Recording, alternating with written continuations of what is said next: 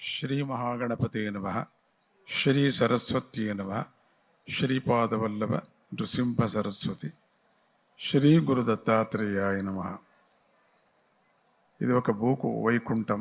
ఈ భాగ్యనగరంలో మీరందరూ మనమందరూ భాగ్యం చేసుకున్నటువంటి ఈ భూ వైకుంఠం, భూ కైలాసం. ఇక్కడ మనమందరూ చేరి ఒక నమశివాయ గోవిందనామస్మరణతో, రామనామస్మరణతో ఈ కార్తీక మాసంలో మనమందరూ కూడా దివ్యమైనటువంటి ఈ లోకము ఒక చంద్రలోకం నుంచి కింద పడిందేమో అనే విధంగా ఈ వైకుంఠం, ఆ శివుడే సాక్షాత్ ఆ అభిషేకాన్ని అంతా తిలకించాం మనం. చాలా అద్భుతమైనటువంటి శివ సాయుధ్యం, శివలోకాన్ని మనం చూసాం. అమ్మవారి యొక్క కళ్యాణాన్ని చూసాం. అమ్మవారి యొక్క కనకదుర్గా పరమేశ్వరి, ఆ దుర్గా పరమేశ్వరి దుర్గతినంతా దూరం చేసేటువంటి జగన్మాత ఉత్సవాన్ని కూడా మనం చూసాం. ఈ కార్తీక మాసంలో ప్రతి ఒక్కరూ ఒక్కొక్క దీపం ఇళ్లలో వెలిగించినప్పుడు ఆ దీపానికి ఉండేటువంటి మహిమ అపారమైనటువంటి. దీపతో లభేత్ విద్య. దీపం నుంచి వెలిగించిన వాళ్లకు విద్య లభిస్తుంది అన్నారు. దీపతో లభేత్ శృతం. ఎవరు దీపం వెలిగిస్తున్నారో వాళ్ళందరికీ కూడా జ్ఞానాన్ని కూడా వాళ్లకు సంప్రాప్తిస్తుంది అన్నారు. దీపతో లభేత్ చాయు వాయు. చాయు ఆయస్సుని అభివృద్ధి చేసేటువంటి, ప్రాణాన్ని అభివృద్ధి చేసేటువంటి ఒక మహిమ వాళ్ళకు కలుగుతుంది అన్నారు. దీపతో లభేత్ దివం. దీపం వెలిగించిన తర్వాత మనమందరూ కూడా ఎవరెవరు ఆ వ్రతాన్ని చేస్తున్నారో వాళ్ళందరూ వైకుంఠ ప్రాప్తి అవుతుంది అని చెప్తున్నారు, వాళ్ళ కర్మానుసారంగా. అటువంటి ఈ కార్తీక మాసంలో ఈ దీపాన్ని మనమంతా, కోటి దీప ఉత్సవాన్ని మనమంతా చూస్తున్నాం. ఈ భాగ్యనగరంలో ఎంత భాగ్యం చేసుకున్నాం.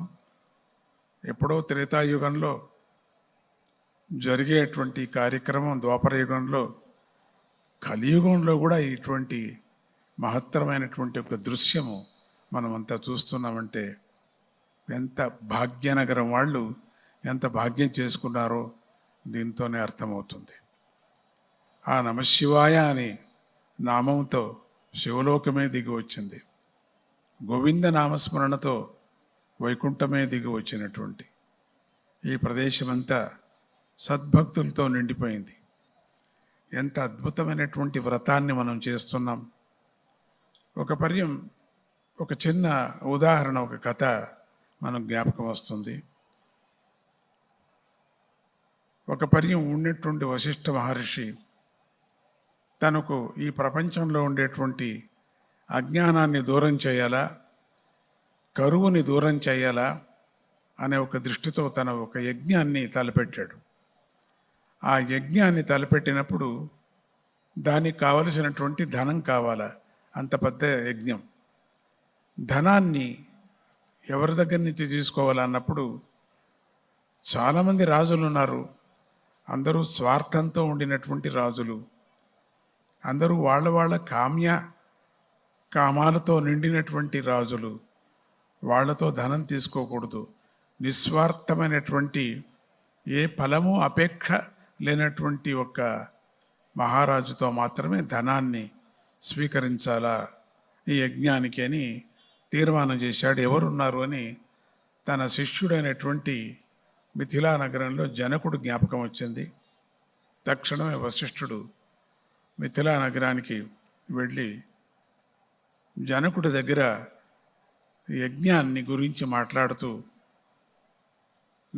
నా దగ్గర మీరు యాచించాల్సిన పని లేదు మహాస్వామి, మీరు నా గురువు గారు, మొత్తం సామ్రాజ్యాన్ని మీకు ఒప్పచెప్తున్నాను, నా ప్రాణాన్ని కూడా ఒప్పచెప్తున్నాను.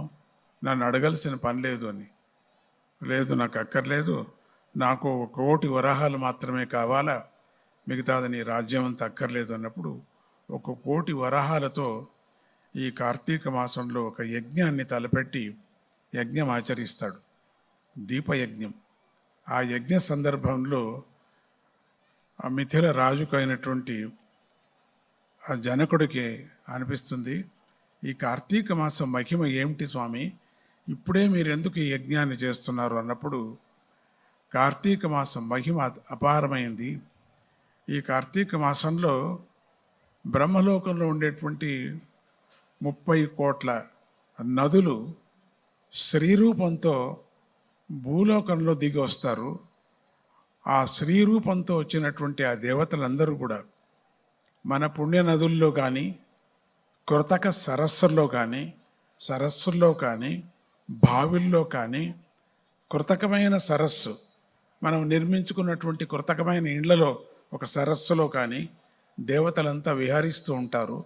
ఆ సమయంలో కార్తీక మాసంలో స్నానం చేసి సాయంత్రం పూట ఎవరు దీపం వెలిగిస్తున్నారో, ఈ 15 రోజులు అమావాస్య నుంచి ఈ 15 రోజులు ఎవరు ఈ ఆచరణ చేస్తున్నారో వాళ్లకు విద్య లభిస్తుంది, వాళ్లకు జ్ఞానం లభిస్తుంది, వాళ్లకు మోక్షం లభిస్తుంది, వాళ్లకు ఆయస్సు వృద్ధి అవుతుంది అని ఈ కార్తీక మాసం యొక్క మహిమను వశిష్ఠుడు ఆ జనకుడికి బోధించుకొని వస్తాడు. అటువంటి కార్తీక మాసంలో మనం దీపాన్ని వెలిగిస్తే మన పితృదేవతలకే కాదు, కోటి కోటి దేవతలకు కూడా ఆ దీపాన్ని మనం వెలిగించినప్పుడు మనలో ఉండేటువంటి అజ్ఞానం అంతా దూరం అవుతుంది అని చెప్తున్నారు.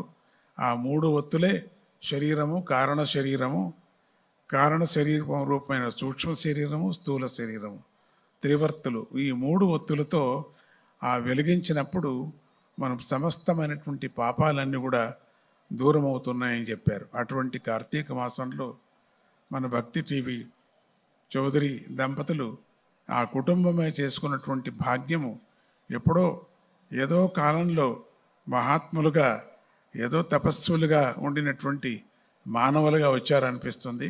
అటువంటి సద్భావన కలగటమే ఒక విశేషము.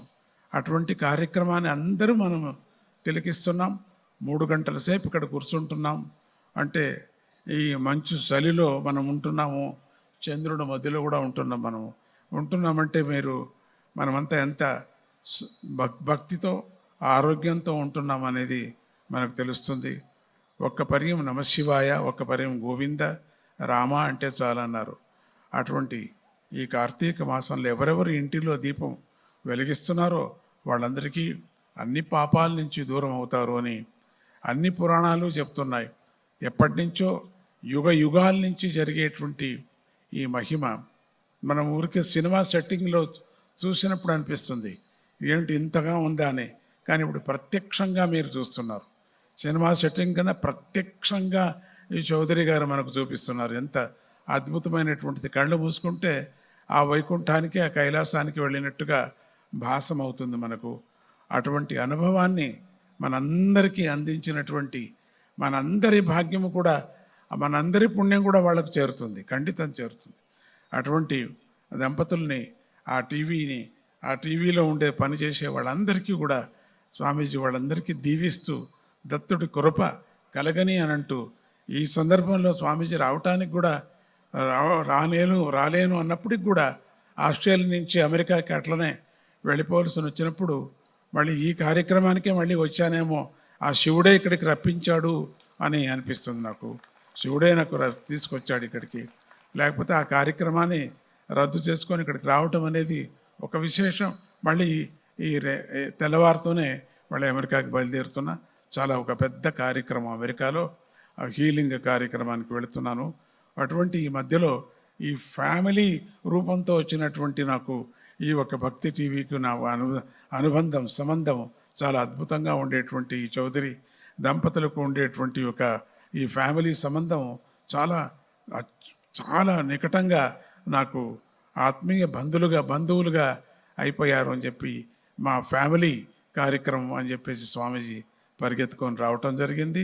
స్వామిని చూడటానికి మీరంతా దత్తభక్తులందరూ వచ్చారు. మేము మీకు అందరికీ దీవెనలు చేస్తూ అమ్మవారి భక్తులందరికీ, వెంకటరమణ స్వామి భక్తులందరికీ కూడా, శివభక్తులందరూ కూడా అందరినీ కూడా ఆశీర్వదిస్తూ మీ అందరికీ కూడా కార్తీక మాసం ఈ సందర్భంలో మీరు వచ్చి ఇక్కడ 3-4 గంటల సేపు కూర్చొని ఒక వ్రతంలాగా చేస్తున్నారు. పగలంతా ఉపవాసం ఉండి రాత్రి మాత్రమే భోంచేయాలి. ఇటువంటి ఈ వ్రతంలో కూడా అదొక నియమం కూడా ఉన్నది. మనం ఇప్పుడు ఇక దీపం స్వామికి వెలిగించి తర్వాత ఆహారాన్ని తీసుకోవటం అనే ఒక పద్ధతి కూడా ఉన్నది మనం ఇంటికి వెళ్ళి. అటువంటి ఈ వ్రతాన్ని మీ అందరికీ కూడా ఫలము మీకు ఖండితం దొరకని ఈ తెలంగాణలో అత్యద్భుతమైనటువంటి ఈ కార్యక్రమాన్ని మనమంతా తిలకిస్తున్నాం. ఈ సందర్భంలో మాన్య గవర్నర్ గారు కూడా రావటం కూడా చాలా సంతోషం. తెలంగాణ మా ఆడపడుచులాగా వచ్చింది ఇక్కడికి, ఆడబిడ్డలాగా ఆవిడకి కూడా దీవిస్తూ అటువంటి అద్భుతమైనటువంటి తెలంగాణలో మనకి ఈ ఒక భాగ్యనగరంలో అద్భుతమైన వైకుంఠాన్ని సృష్టించినటువంటి ఈ భక్తి టీవీకి స్వామి ఆశీస్సులు అందిస్తూ మనం ఇంకా దీపోత్సవాన్ని కార్యక్రమానికి మనం వెళుతున్నాం. జై గురుదత్త, శ్రీ గురుదత్త.